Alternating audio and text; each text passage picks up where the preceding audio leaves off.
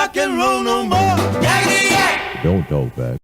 Welcome to Yakety Yak with Yael here on that hashtag show. Today we are discussing the new horror film Initiation. We are talking to director John Berardo and actress slash co-writer with John, Lindsay LaVanchy. I'm so excited to chat with them. I have a really important question to ask you.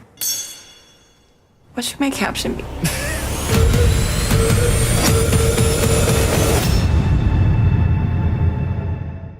So let's talk about Initiation. I want to know how you two paired up to make this movie, because you co-wrote it together with Brian Frager and you're producing it. Lindsay, you're starring in it. So where did you two get together to make this?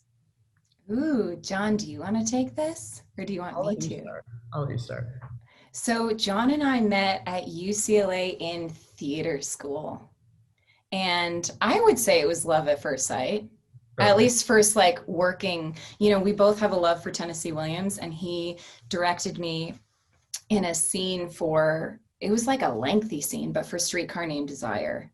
And I think we were just both like, I mean, for me, it was like, I could work with you forever. And so we worked on so many projects together, and I'm so grateful. John's always like, hey, so I'm working on this thing. Do you want to be in it? And it's like, well, yes, of course.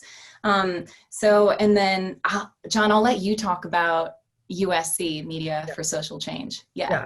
So basically, Lindsay said it all. We met in grad school or in undergrad. We were in theater school, and we were also cast in a play together. And so I got to watch her, under the direction of somebody else. And, like she said, it was love at first sight. And it also was the fact that she's very talented.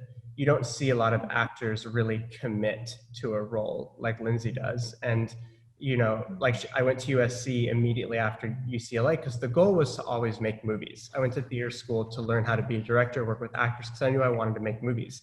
But I do love theater, and Tennessee Williams is a huge influence on me as an artist. And so we went to grad school, and while I was in grad school, they were offering a class for the first time called Making Media for Social Change. And the goal of the class was to make a short film that created a call to action. And so that's how the short film Dem Banger got started. And Lindsay was actually in Dem Banger as well. She had a smaller part, but my goal was to make the first scene of Scream, but with a guy and Facebook. And the movie did really well on the short festival circuit. So like 90% of the audience changed their Facebook profile settings after watching the movie. So we knew that, I was like, okay, this is an idea, a theme that we really wanted to go with. And Brian, who I went to USC with, he also went to UCLA. And, we knew college really well. I'm from Norman, Oklahoma, which is home of the Sooners. So college was an environment we all knew that was an important and The Social Network just came out. So we knew, and college movies are usually goofy and silly. And we knew that The Social Network was a game changer for the college setting, in my opinion. And if you could mix that with the element of horror and slasher, I knew that we could have a really good idea. And so I wrote a script on my own, and it wasn't easy trying to sell it. I spent years trying to get a good movie written and sold. And everybody loved the idea. And Brian, he came on as a co-writer fairly early on in the process and helped me, work on the script. And, we would have script readings, and Lindsay would come to all of our script meetings. So fun. She was very dedicated, as a friend. And as she would come over, not only did I realize she was super inspired by this movie, which I obviously knew I was going to cast her in, I just, you didn't want to be like, yo, this is going to be you, even though this is going to be you. It's very difficult to get a movie sold with attachments and everything, but I knew that Lindsay could carry a movie as an actress. Hey, sorry about that. And basically, from the script readings, she was writing this dialogue and helping us craft these characters in a way that we could not have done alone. And basically we said, you're just not only a great actress, you're a great writer, you should come on and write with us. And so 2016, Lindsay came on as a co-writer and really helped shape the script in a way that we could not have done without her. That's so amazing. And I know that, you see the Greek system in this film. Are any of you fraternity, sorority sisters and brothers? I'm not, but I went to some really rockin' fraternity parties. I, I come from a mom who was a sorority girl. So my mom, I grew up with my mom hanging out with her sorority sisters all the time, and I saw all those rings. She was a Chi Omega. She knew all the chants. But we went to theater school, and in theater school, you kind of get what you want to get with a fraternity and a sorority. You get that sort of that college family. And we were lucky that we were in theater school, because the theater school kind of gave that to us. And I think every college, that has a theater school kind of has that environment. I almost did, but when I started the rush process, I was a transfer to UCLA. I was too old for that. And so I wasn't gonna be told by a bunch of 19-year-olds what to do. I get it. Oh, I get it. What I really love about this film is that you use social media visually in such a stunning way to further the story, to move it along. Can you talk about that process of integrating the actual posts and text messages?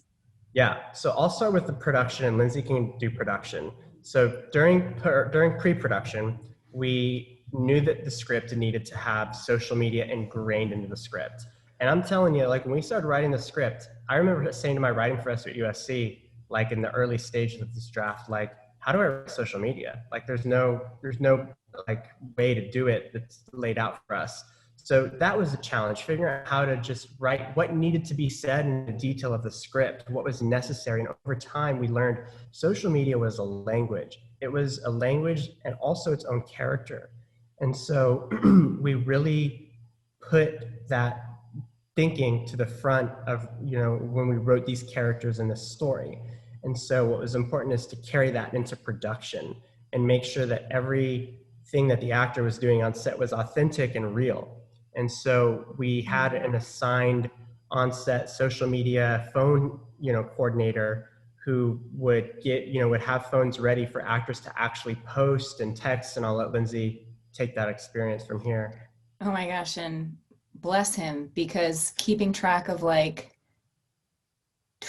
15 phones, sometimes, in any given scene, it was like he was keeping track of like 8 different phones at one time, because what they would do is they would screen record every single movement that we're doing, because they could use it later. And it also affected the timing, the editing. It was so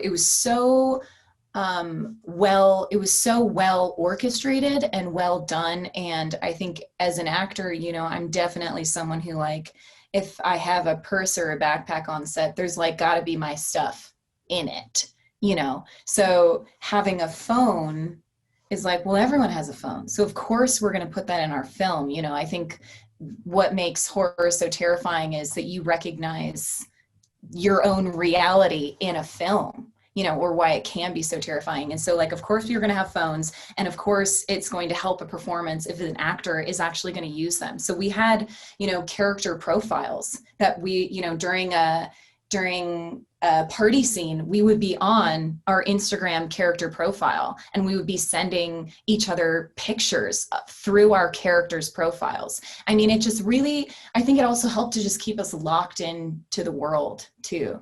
And I just love how they designed it and how it looks in the film. And it's kind of cool, because it's like, oh, part of our script is on the screen. Like, that's way cool. And also, social media is like short form storytelling. So it's just cool to and I also feel like it's natural to blend them all together. And I think it was like they had an incredible vision for what it was going to look like, and it really just all paid off.